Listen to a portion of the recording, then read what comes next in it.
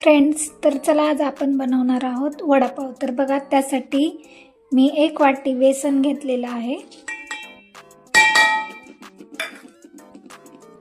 तर याच्यामध्ये थोडंसं नमक टाकून घेऊया, थोडीशी कोथिंबीर,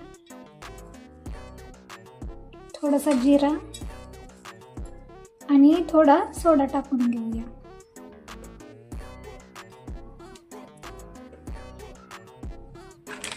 थोडी हळद,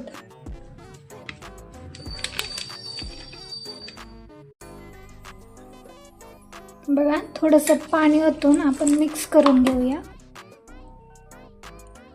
हे पाहू शकता पूर्णपणे मिक्स केलेलं आहे. तुम्हाला हवे असेल तर थोडेसे तांदळाचं पीठ तुम्ही टाकू शकता. बघा, हे बटाटे मी उकडून घेतलेले आहेत. तर आपण हे पूर्णपणे बारीक करून घेऊया.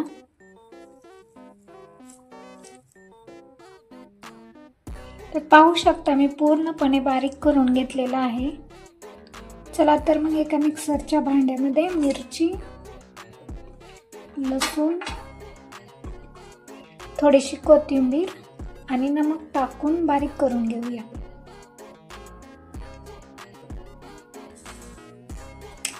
तुम्हाला आवडत असेल तर थोडासा जिरा पण टाकून घ्या. बघा, मिरचीचं वाटण तयार झालेलं आहे. बघा, मी इथे 1 पळी तेल घेतलेलं आहे. त्याच्यामध्ये कढीपत्ता टाकून घेऊया.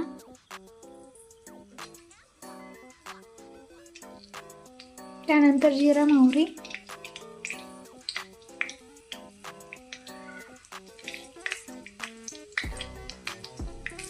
त्यानंतर बारीक केलेली मिरची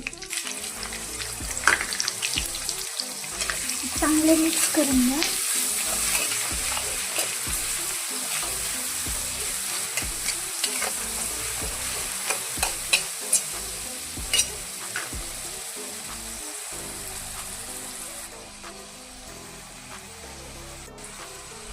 त्यानंतर कोथिंबीर टाकून घ्या.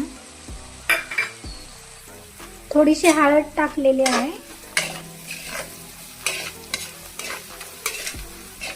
तर चला मग बारीक केलेला बटाटा आपण याच्यामध्ये टाकून घेऊया.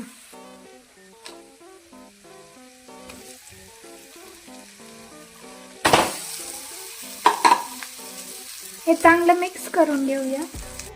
बघा, आपली बटाट्याची भाजी तयार झाली आहे. कोथिंबीर टाकून मिक्स करून घेऊया. चला तर मग आपण छोटे छोटे गोळे करून घेऊया. या साईजचे सगळे वडापाव करून घेऊया. बघा, असे मी गोल वडे बनवून घेतलेले आहेत. तर चला आपण तळून घेऊया. बघा, तेल गरम करण्यासाठी ठेवलेलं आहे.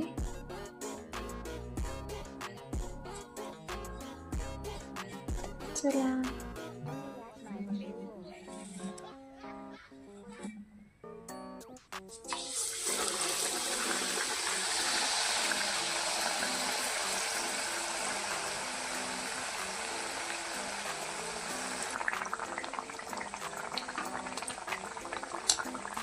एकदम बारीक गॅसवर तळून घ्यायला, म्हणजे खमंग तळला जाईल.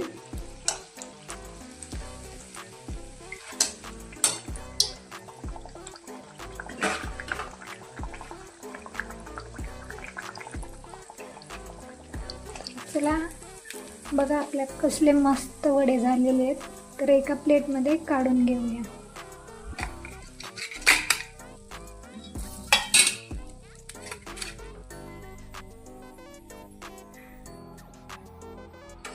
चला मग मिरची तळून घेऊया. थोडेसे मिरचीला नमक लावून घेऊया.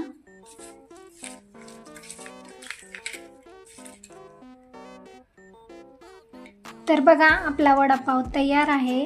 आवडला असेल तर नक्कीच चॅनलला लाईक, शेअर, सबस्क्राईब करायला विसरू नका. पाहू शकता कसलं मस्त झालंय.